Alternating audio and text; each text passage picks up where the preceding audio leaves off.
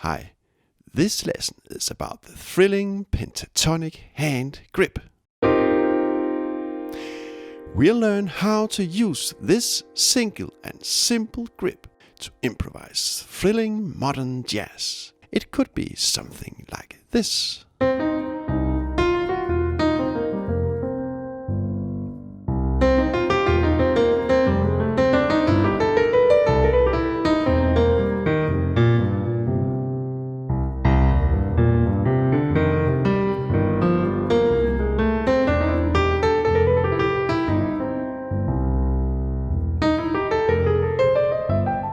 First, we'll brush up what we have learned in previous lessons about how we can use the pentatonic hand grip to play all 7 modes and make them sound really cool. Then we'll move on and use the hand grip to play in both minor and major at the same time. Then we'll advance our techniques and use a classical analogy and play polymodal. Finally, we just go crazy. This is a new jazz lesson, by the way, and my name is Oliver Prehn.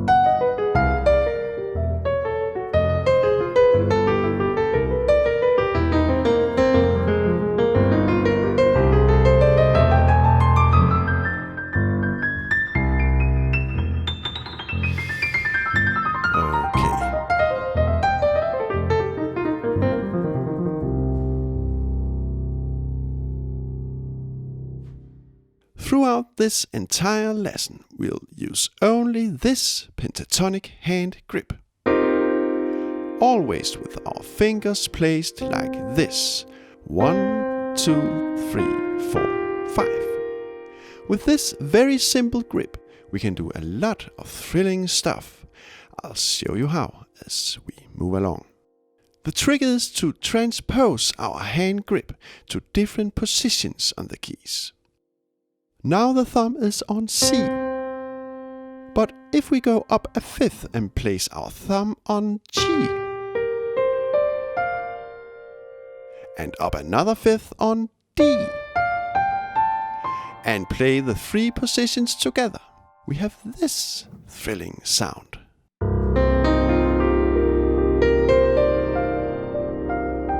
Let's name this stack of hand grip positions spaced with fifths, the pentatonic row.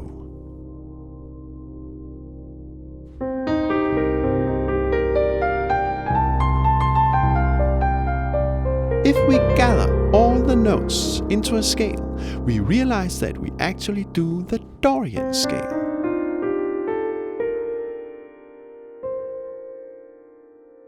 So we can either play Dorian as a stepwise scale,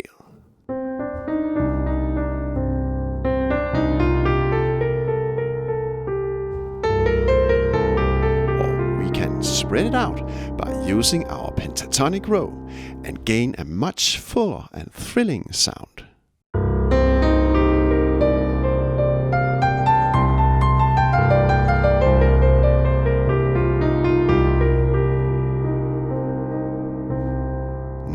Here comes the golden trick. If we make our pentatonic row start from each of the 7 Dorian keys,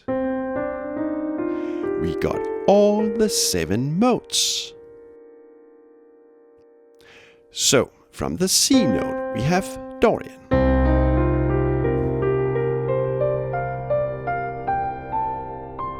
On the next D note we have Ionian, also known as the major scale.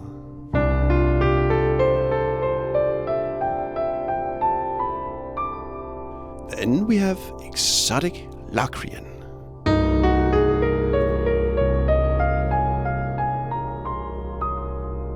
Aeolian, also known as natural minor.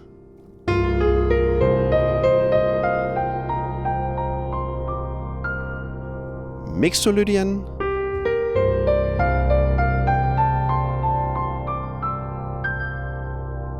And here we have the bright Lydian sound.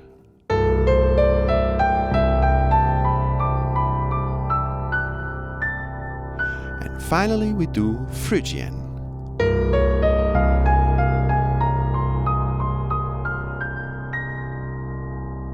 In another lesson, we learn more about the modes and their characteristics. I'll paste a link below.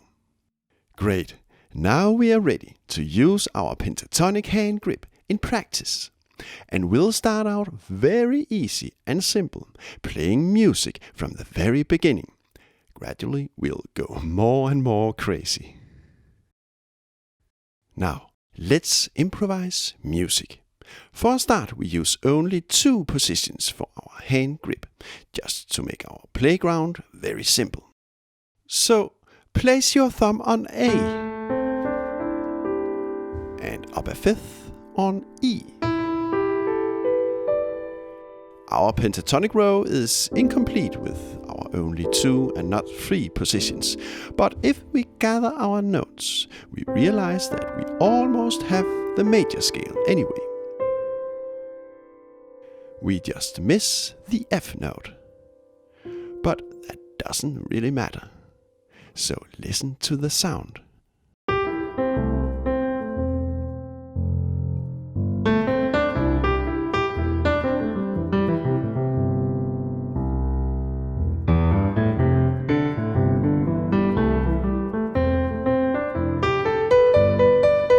Let's also occasionally hit a blue tritone note with the 4th finger.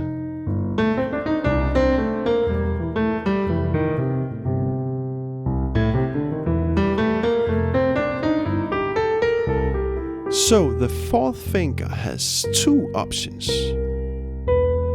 And if we go from a black to a white key, we can also slide the 4th finger.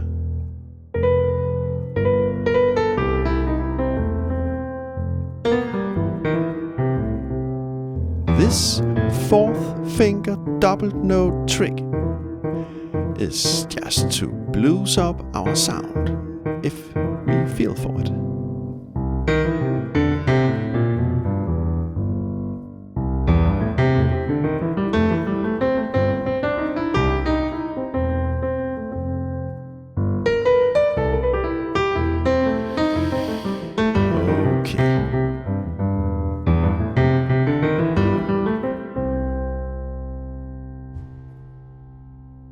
Let's add some thrilling tension to our major scale and add the opposite minor scale as well. If we place our thumb on C and up a fifth on G, we almost have the natural minor scale. We just miss the 6th step. Now, let's try this out.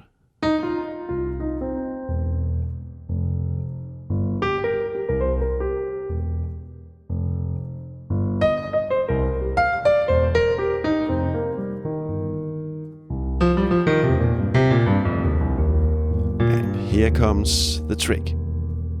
Shift between our minor and major sound.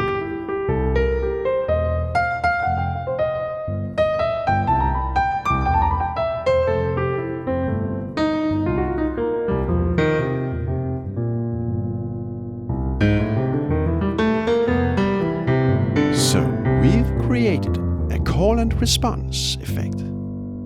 Minor calls, major response, minor, major.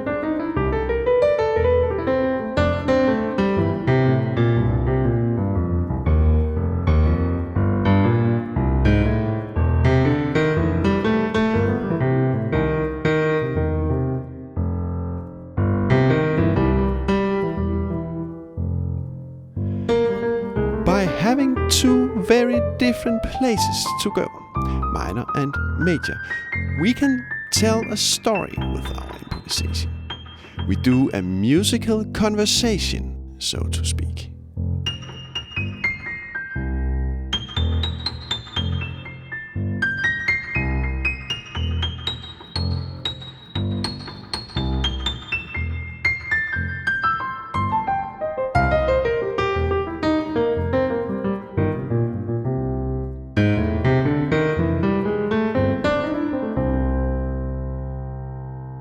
In the former lesson, we do lots of useful rhythmic exercises with our pentatonic hand grip, and we play the same positions as we do right now.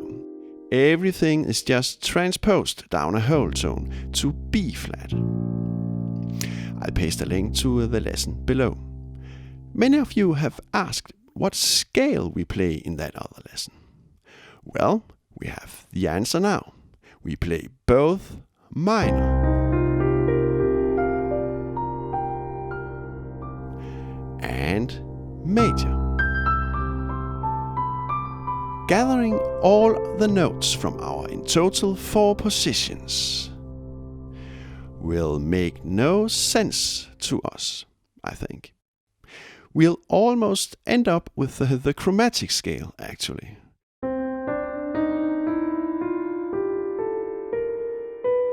But analyzing our improvisation as a call and response composition between minor and major makes much more sense, I think. Now, before going totally crazy by the end of this video, we need to investigate another really thrilling thing we can do. We'll expand our call and response technique to a whole choir of different sounds and thrilling flavors interacting with each other. We'll learn to be able to shape our sound in many tonal directions. We'll play polymodal, so please stay tuned. In the beginning of this lesson, we learned that if we start a pentatonic row from the Dorian keys, we can derive all the 7 modes. So if we, for example, play something in C, we just make the C Dorian scale. And then we can start our pentatonic row from any of the 7 Dorian keys.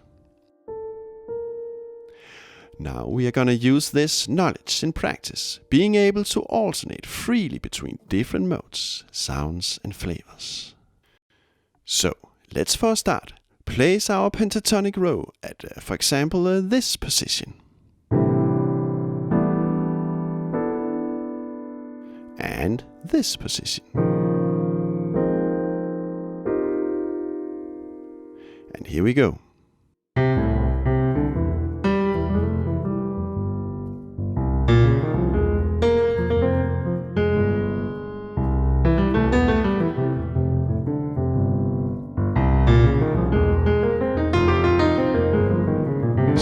Just go back and forth for a while.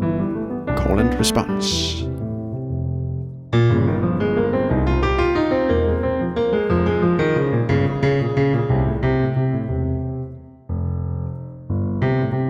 Please note, doing the pentatonic row is just a way to remember where to place the single hand grips. A mnemonic rule. We can, of course, swap the hand grip positions.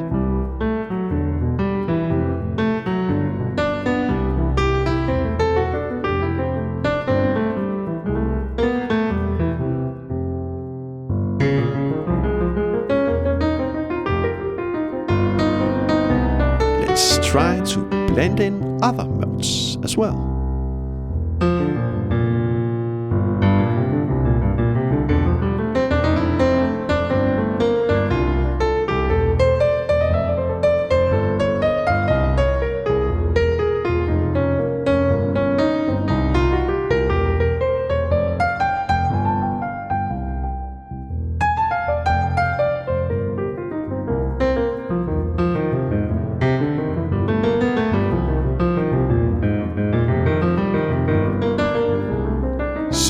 Here we got a huge choir of different sounds, different voices that interact with each other, a conversation between many different flavors.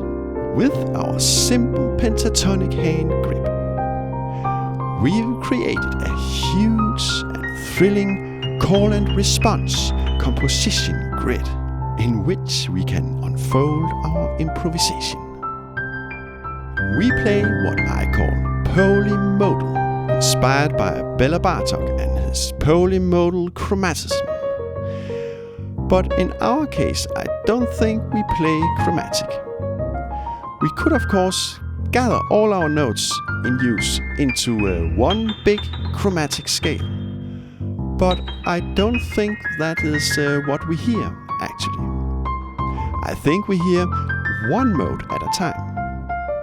A storyline of different flavors interacting. So we just use the term polymodal, skipping the chromatic part.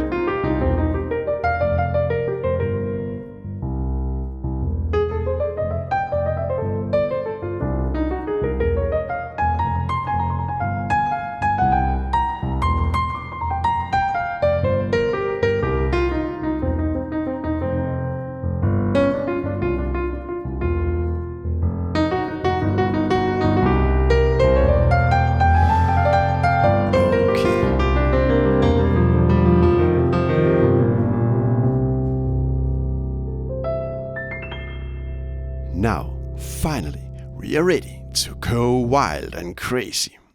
Now I'll show you that in music, anything is possible. So please stay tuned. Now, wouldn't it be great to just skip everything we learned so far? Well, we'll keep the pentatonic hand grip, but we'll totally throw away the idea about the 7 modes and the pentatonic row. We'll just play any position we like. Yes, you heard me right. Any position we like. Let me try to demonstrate how that sounds.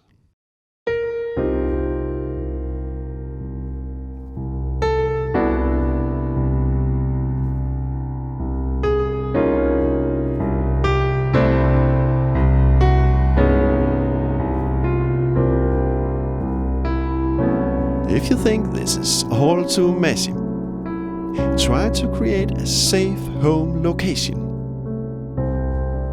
It could, for example, be the A and E thumb position we did earlier in this lesson. Then we always have something well-known to return home to. Well-known, chaotic, well-known,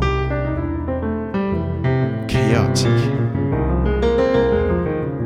and so on. So again, we have a call-response effect.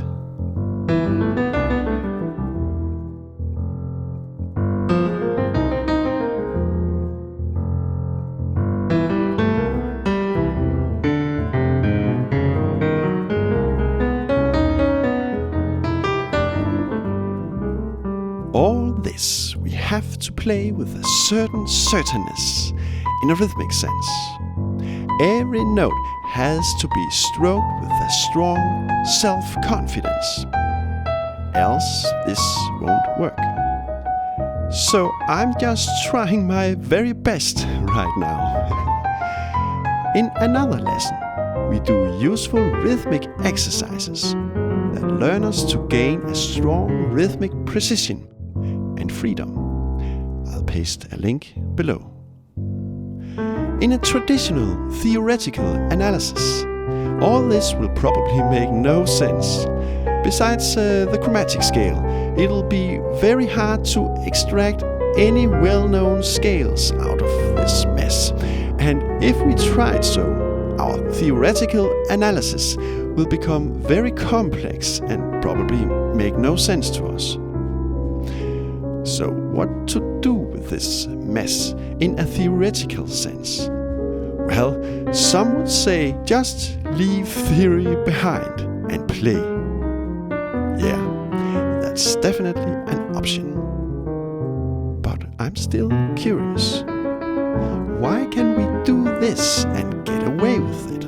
Well, I believe it's all because of the hand grip. No matter the position, our hand grip provides our sound with a certain repetitive pattern, a structure, a master grid, So we don't necessarily hear a specific scale. Instead, we hear a structure. It is the structure that glues our improvisation together. So overall, with the hand grip in use, we can extract both well-known modes, but we can also extract new, modern, thrilling, atonal sounds that go way beyond traditional jazz theory.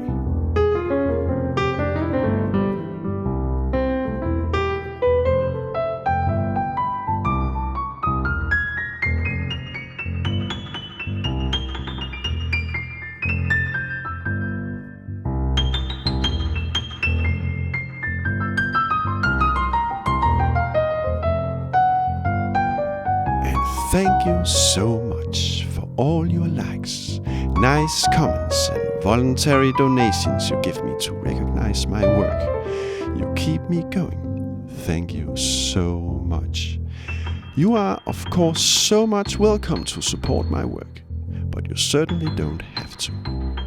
All my lessons are free, public and for everybody. Money or no money. Many warm regards from Oliver Prehn.